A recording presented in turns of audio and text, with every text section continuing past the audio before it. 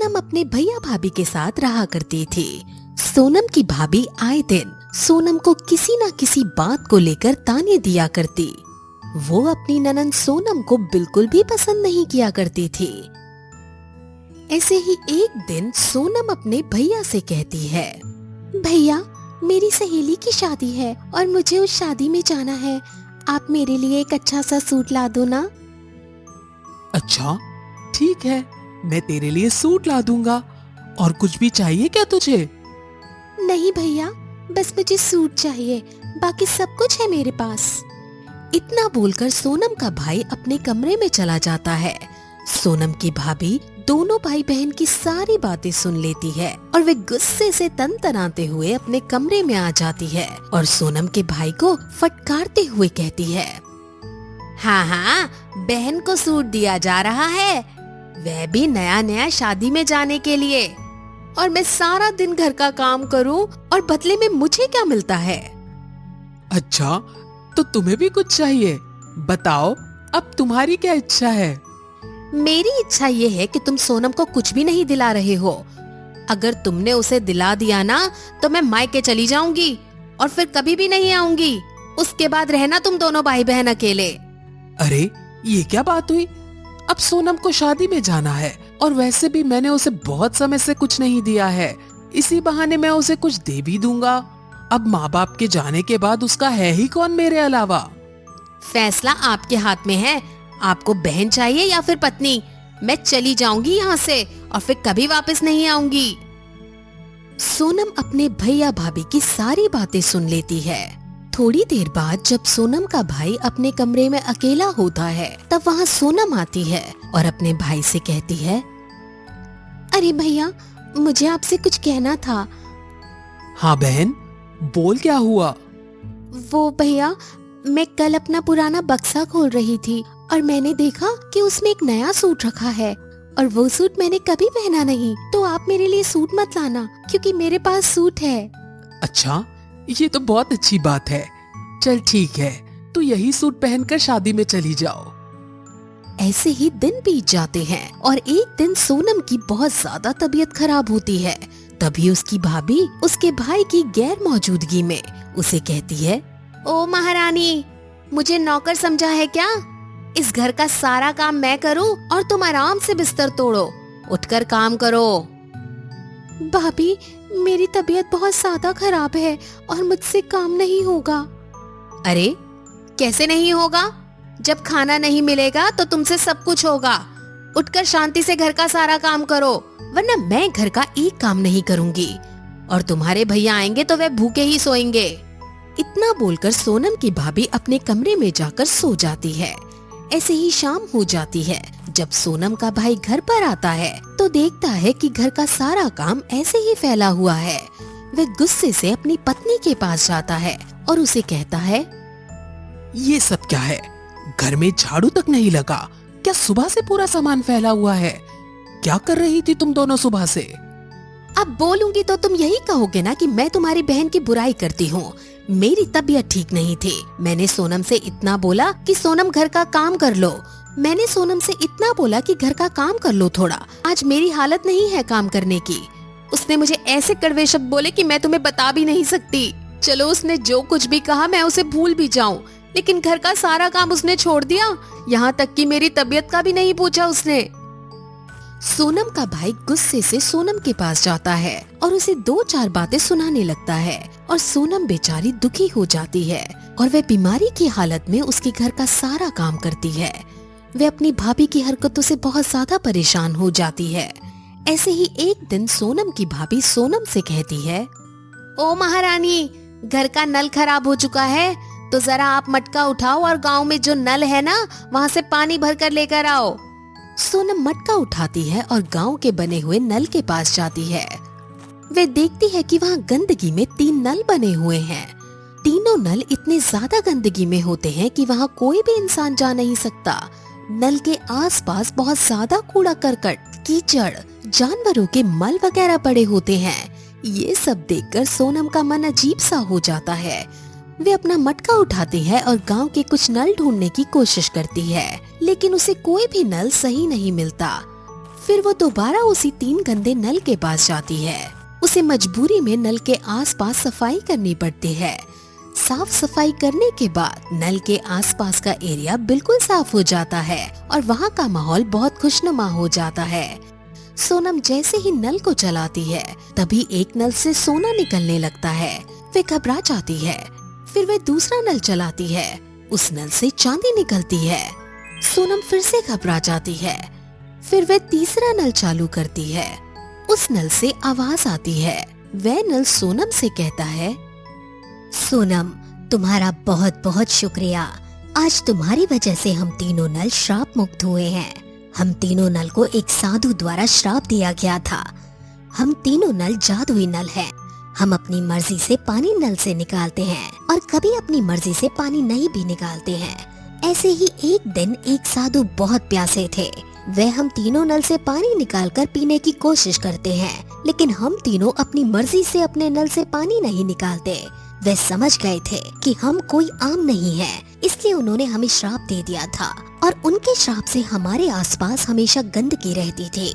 कभी भी कोई भी हमारे पास नहीं आता था और उन्होंने कहा था कि हम श्राप मुक्त तभी होंगे जब कोई व्यक्ति हमारे आसपास सफाई करेगा, और वह जैसे ही साफ सफाई करेगा हम श्राप मुक्त हो जाएंगे। हमारी जादू हमें वापस मिल जाएगी। तो आज तुम्हारी वजह से ही हमें हमारी जादुई शक्ति वापस मिली है, इसलिए हम तुम्हें बदले में सोना, चांदी और जो तुम चाहती हो हम वह तुम्हें देना चाहते हैं। मैं बस इतना चाहती हूँ कि मेरे घर का माहौल बहुत अच्छा हो जाए। मेरी भाभी मुझे माँ जैसा प्यार देने लग जाएं, उनके व्यवहार में बदलाव आ जाए।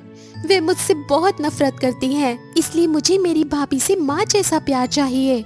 मुझे सोना या चांदी या फिर पैसे कुछ भी नहीं चाहिए। मुझे बस मेरे भैया भाभी का प्यार चाहिए, उनका साथ चाहिए। यही मेरे लिए असली दौलत है। थोड़ी देर बाद सोनम घर आती है, तभी उसकी भाभी उससे कहती है, अरे सोनम, कहाँ थी तुम? मुझे तुम्हारी चिंता होने लगी थी। चलो मुंह हाथ धो लो और खाना खा लो। भाभी के व्यवहार में बदलाव देखकर सोनम समझ जाती है कि ये कमाल जादुई नल का है, तो खुशी से अपनी भाभी को गले लगा लेती है। जिसके बाद सोनम की भाभी के व्यवहार में बहुत बदलाव आता है। वह अपनी ननंद को अपनी बेटी की तरह प्यार देती है और इस तरह हंसी खुशी सोनम और उसके परिवार का जीवन आगे बढ़ता है। राजीव एक बड़े से होटल में काम किया करता था और उसी ने पूरे होटल की जिम्मेदारी भी संभाल रखी थी, परंतु फिर भी उसकी सैलरी नहीं बढ़ रही थी। इसी बीच राजीव को कुछ इमरजेंसी हो जाती है, जिस वजह से वह 2 दिन होटल नहीं जा पाता। और जब वह तीसरे दिन होटल में जाता है तो होटल का मालिक चिल्लाते हुए राजीव से बोलता है, तो मिल गई हमारे सर को फुर्सत। आखिर आ ही गए वो 2 दिनों बाद होटल में। पर मालिक, मैंने तो आपको बताया था ना कि मेरी माँ की तबीयत बहुत खराब है और इसी वजह से मैं 2 दिन होटल नहीं आ पाया। फिर आप इतना भड़क क्यों रहे हैं? मुझसे पूछता है कि मैं भड़क क्यों रहा हूँ? अरे तेरी वजह से मेरा नुकसान हुआ है। जब मैं इस नुकसान की भरपाई तेरी सैलरी से करूंगा तब तुझे पता चलेगा कि मैं भड़क क्यों रहा हूँ। मालिक, मेरे 2 दिन ना आने से आपका क्या नुकसान हुआ? ग्राहक तो मेरे ना आने के बाद भी होटल में आ रहे थे और मेरे अलावा भी यहाँ पर और काफी लोग हैं जो इस होटल में काम करने वाले हैं। उन्होंने भी तो होटल को संभाल रखा है। फिर आप अपना सारा गुस्सा मुझ पर ही क्यों निकालते हैं? मेरी वजह से तेरे घर का चूल्हा जलता है और तुम मुझसे जुबान चला रहे हो। मैं इस होटल का मालिक हूँ, तुम्हारा मालिक हूँ। अब तुम मुझे नहीं बताओगे? बस बहुत हो गया मालिक। मैं इतने सालों से यहाँ काम कर रहा हूँ पर अब तक आपने मेरी सैलरी नहीं बढ़ाई। सब चीज महंगी हो रही है पर सैलरी नहीं बढ़ रही। मेरा घर कैसे चल रहा है वो मैं ही जानता हूँ और आज तो हद ही हो गई। अब मुझे आपके यहाँ काम नहीं करना है। और एक बात, आपकी वजह से मेरे घर का चूल्हा नहीं चल रहा बल्कि मेरी वजह से आपके घर का चूल्हा चल रहा है। आपके पूरे होटल को मैंने संभाल रखा है। जब से मैं आपके होटल में आया हूँ मैंने पकवान बनाने शुरू किए हैं, तब से आपके होटल ने नाम कमाया है। इतना बोलकर राजीव नौकरी छोड़कर घर चला जाता है और अपने सर पर हाथ रखकर बैठ जाता है। और नीरू अपने पति को इतने चिंता में देखकर उससे बोलती है, क्या हुआ जी, आप ऐसे सर पर हाथ रखकर क्यों बैठे हैं? कुछ हुआ है क्या? मुझे कुछ समझ नहीं आ रहा नीरू। आज मेरे मालिक से मेरी लड़ाई हो गई और मैंने वो नौकरी छोड़ दी। अब मुझे समझ नहीं आ रहा कि अब मैं घर का खर्च और माँ का इलाज कैसे कराऊंगा। आप चिंता क्यों करते हैं? जो होता है अच्छे के लिए होता है। देखिए आज मुझे क्या मिला। क्या मिला? चलिए मैं आपको दिखाती हूँ। इतना बोलकर नीरू राजीव को अपने साथ अनाज भंडार में लेकर जाती है और उसे बड़ी सी कढ़ाई और तेल दिखाती है। ये देखकर राजीव नीरू से बोलता है, इतनी बड़ी कढ़ाई और तेल तुम्हें किसने दिया नीरू? आज दिन में माँ को कोई दवाई देकर जैसे ही मैं खाने के लिए बैठी, तभी एक घायल अवस्था में बाबा आए।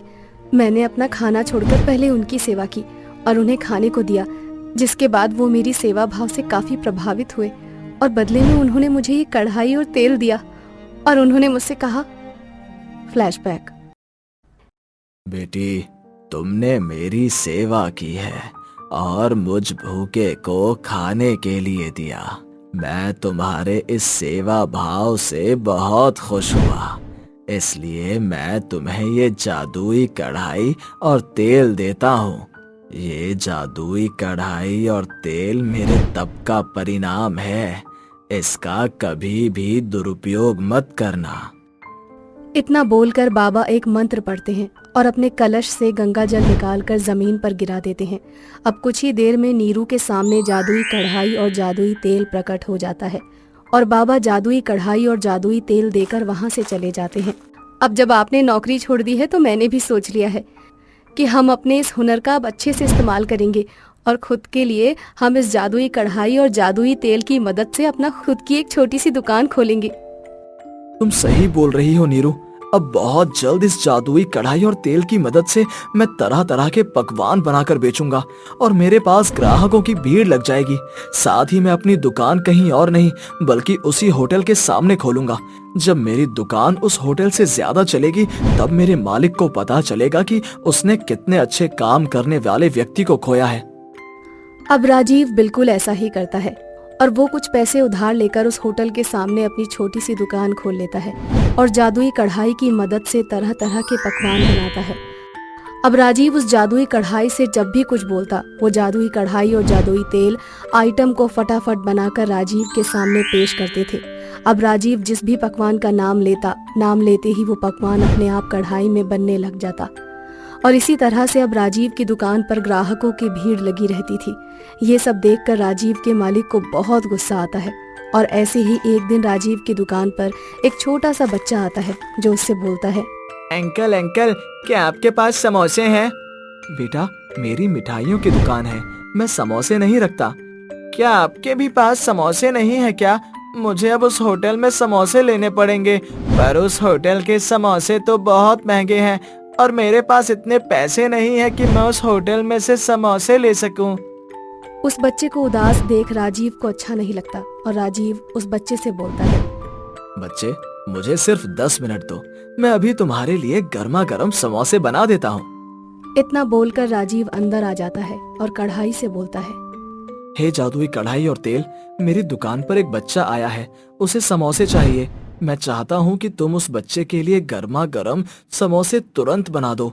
राजीव के इतना बोलते ही उस कढ़ाई में समोसे अपने आप छनने लग जाते हैं, परंतु ये सब राजीव का पुराना मालिक देख लेता है और उसे पता चल जाता है कि जादुई कढ़ाई और तेल की मदद से राजीव का व्यापार धीरे धीरे तरक्की कर रहा है। जिसके बाद शाम को जब राजीव अपनी पत्नी के साथ घर में सो रहा होता है, तब राजीव का मालिक आकर उसकी जादुई कढ़ाई तोड़ देता है और उसके जादुई तेल को नाले में फेंक देता है, जिस वजह से उस जादुई तेल और जादुई कढ़ाई की सारी शक्तियां खत्म हो जाती हैं। अगली सुबह जब राजीव ये सब कुछ देखता है तो वो अपनी बीवी नीरू से बोलता है, नीरू, हमारी कढ़ाई किसी ने तोड़ दी है और हमारा तेल भी फेंक दिया है। नीरू, अब हमारे पास जादुई कढ़ाई और तेल नहीं रहा, अब हम फिर से गरीब हो जाएंगे। कितनी मुश्किलों से मैं तरक्की पर पहुंच रहा था। आप चिंता मत कीजिए, मैं उन बाबा के पास फिर से जाऊंगी और उन्हें सारी बात बताऊंगी। मुझे पूरा यकीन है वो बाबा मेरी मदद जरूर करेंगे। इतना बोलकर नीरू राजीव के साथ उस बाबा के पास जाती है और उन्हें सारी बात बताती है।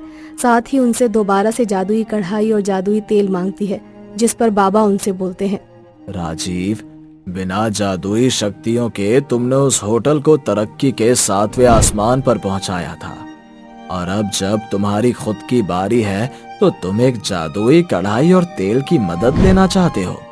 तुम्हें खुद निर्भर बनना पड़ेगा आखिर कब तक तुम जादुई कढ़ाई और तेल की मदद लेते रहोगे? इंसान को कभी भी किसी चीज पर इतना निर्भर नहीं होना चाहिए। बाबा की बात सुनकर राजीव को हौसला मिलता है और वो ठान लेता है कि अब वो बिना किसी जादू के मदद से अपनी दुकान को चलाएगा, जिसके बाद वो आत्मनिर्भर होता है और साधारण कढ़ाई और तेल में अपने पकवान को बनाता और उन्हें बेचता। इस तरह से राजीव कुछ ही महीनों में अपना खुद का बहुत बड़ा होटल खोल लेता है और उसकी दुकान पर हर समय भीड़ ही रहती थी। ये कहानी है भीमपुर नामक गांव की, जहां पर 3 दोस्त रहा करते थे जिनका नाम अर्जुन, महेश और विपुल था। इन तीनों में बहुत ही गहरी दोस्ती हुआ करती थी। तीनों दोस्त बेरोजगार थे, जबकि सारा दिन कभी यहाँ तो कभी वहाँ ये तीनों मटर गश्ती किया करते, लेकिन बातें बड़ी बड़ी किया करते थे। ऐसे ही एक दिन तीनों दोस्त एक पेड़ के पास बैठकर ताश खेल रहे होते हैं। तभी अर्जुन अपने दोस्तों से कहता है, अरे यार क्या बताऊं, सोच रहा हूँ बिजनेस कर लूं, लेकिन बिजनेस करने के लिए इतने पैसे भी नहीं है मेरे पास, तो बहुत परेशान हूँ यार अपने काम को लेकर। हाँ यार अर्जुन, तू बिल्कुल सही बात कर रहा है। बिजनेस करने के लिए तो मैं भी सोच रहा हूँ। मैं तो ये सोच रहा हूँ कि मैं विदेश चला जाऊँ। अरे भाई, तुम दोनों आपस में बस ये बात ही करते रहोगे क्या? कहने और करने में बहुत फर्क होता है। क्या लगता है कि मैं यहाँ बकवास कर रहा हूँ? तुझे नहीं पता कि मेरे दादा परदादा ने कितनी सारी जायदाद मेरे नाम करके भगवान को प्यारे हुए। अरे कहने और करने में बहुत फर्क होता है भाई। तुम दोनों से खाली लंबी लंबी और बड़ी बड़ी बातें करवा लो, करना वरना तो कुछ है नहीं। एक विदेश जाने की सोच रहा है तो एक रोजगार करने की। बातों में दम नहीं बल्कि कर्मों में दम होना चाहिए। तुम दोनों तो ऐसे ही हो निठल्ले। तुमसे बढ़िया तो मैं हूँ, कम से कम कुछ कर नहीं सकता तो ऐसी बकवास तो नहीं करता ना कि मैं ये करूँगा वो करूँगा। देख विपुल, मजाक बनाने से पहले ना 100 बार सोचना चाहिए। और तू हमारा दोस्त होकर भी हम दोनों का मजाक बना रहा है। तुझे अभी अंदाजा भी नहीं है कि हम दोनों अगर गुस्से में आ गए तो तेरा क्या हश्र करेंगे। क्या कर लोगे तुम दोनों मेरा, हैं? वो तीनों दोस्त आपस में लड़ाई शुरू कर देते हैं। वो तीनों एक दूसरे को मारते हुए लड़ाई कर रहे होते हैं। उन तीनों की लड़ाई देखकर गांव के कुछ लोग इकट्ठे हो जाते हैं और वो लोग इन्हें छुड़ाने की कोशिश करते हैं, लेकिन ये तीनों आपस में इस तरह लड़ रहे होते हैं कि इन्हें किसी की कोई परवाह ही नहीं होती। गाँव वाले भी थक हार कर वहाँ से चले जाते हैं। ऐसे ही कुछ दिन बीत जाते हैं। एक दिन वो तीनों दोस्त फिर इकट्ठा होते हैं और आपस में बातचीत करते हुए कहते हैं, देखो भाई, लड़ाई कौन सी दोस्ती यारी में नहीं होती, सब में होती है। और जहाँ लड़ाई नहीं वहाँ प्यार नहीं। हम तीनों एक दूसरे से बहुत प्यार करते हैं और तुम दोनों तो मेरी जान हो यारो। हाँ अर्जुन यार, बात तो तूने बिल्कुल सही कही। लड़ाई कहाँ नहीं होती, लेकिन अब जैसा भी हो, है तो हम तीनों एक दूसरे के दोस्त ही ना। बातें करना तो कोई तुमसे सीखे। एक हाँ बोलता है तो दूसरा उसकी हाँ में हाँ मिलाता है। अरे महेश, अर्जुन जो कह रहा है वो सही है, लेकिन तूने कभी ये सोचा है कि आज वो ये बोल रहा है कि हम दोस्त हैं, थोड़ी देर बाद कब हमें अपना दुश्मन समझने लग जाता है वो ये खुद नहीं जानता। हाँ, ये विपुल का कहना भी बिल्कुल सही लग रहा है। हाँ, अब विपुल बिल्कुल सही कह रहा है। तू सबकी बातों में बस हाँ में हाँ मिलाता है, कभी मेरी तो कभी विपुल की। अपनी बात तो तेरे पास है ही नहीं। तू क्या कहना चाहता है कि मेरे पास खुद की सोचने समझने की शक्ति नहीं है क्या? कहने की क्या बात है, जो बात सच है वो सच है। तू हाँ में हाँ मिलाता ही है। अभी थोड़ी देर पहले मेरी हाँ में हाँ मिला रहा था और अभी विपुल के। तुम दोनों आए दिन मुझसे लड़ते रहते हो, किसी ना किसी तरीके से मुझे नीचा गिराना ही चाहते हो। इस तरह फिर से इन तीनों में लड़ाई हो जाती है। तीनों फिर से एक दूसरे को मारते पीटते हुए लड़ाई कर रहे होते हैं कि तभी उनके सामने 3 जादुई सांप आते हैं। वो सब आपस में लड़ रहे होते हैं। ये देख वो तीनों दोस्त अपनी लड़ाई बंद कर देते हैं और उन सांपों को लड़ाई करने से रोकते हुए कहते हैं, अरे ओ सांप, तुम लोग क्यों लड़ रहे हो? आपस में लड़ाई करना कितनी बुरी बात है। तभी एक सांप इनसे कहता है, अब तुम बताएगा हमें कि लड़ना है या नहीं। जैसे तुम तीनों लड़ रहे हो वैसे ही हम तीनों लड़ रहे हैं। हम तीनों एक दूसरे के सच्चे मित्र हैं। वैसे सच बताऊं, एक दूसरे से काफी प्रेम करते हैं हम लोग, और हम तो आए दिन ऐसे ही लड़ते हैं, लेकिन फिर भी साथ में रहते हैं। महेश की बात सुनकर वो तीनों सांप आपस में खुसुर फुसुर करने लगते हैं। उन तीनों को खुसुर फुसुर करता देख विपुल कहता है, अरे क्या एक दूसरे के कानों में खुसर फुसर कर रहे हो सांप? जरा हमें भी तो बताओ, आखिर बात क्या है? हम तीनों सांप तुम तीनों दोस्तों को ये बताना चाहते हैं कि हम तीनों एक जादुई सांप हैं और तुम तीनों हम तीनों सांप से एक एक अपनी कोई भी इच्छा पूरी करवा सकते हो। तो बताओ तुम्हें क्या चाहिए अर्जुन? मुझे बहुत सारा सोना चाहिए जिससे मैं बहुत ज्यादा अमीर हो जाऊं। तब ये दोनों मेरे दोस्त मेरे घर पर नौकरों का काम करेंगे। तुम बताओ महेश, तुम्हें क्या चाहिए? मुझे तो बस बहुत सारा पैसा ही पैसा चाहिए ताकि मेरे दोस्त मेरे आगे पीछे घूमे। विपुल, अब तुम्हारी बारी, तुम्हें क्या चाहिए?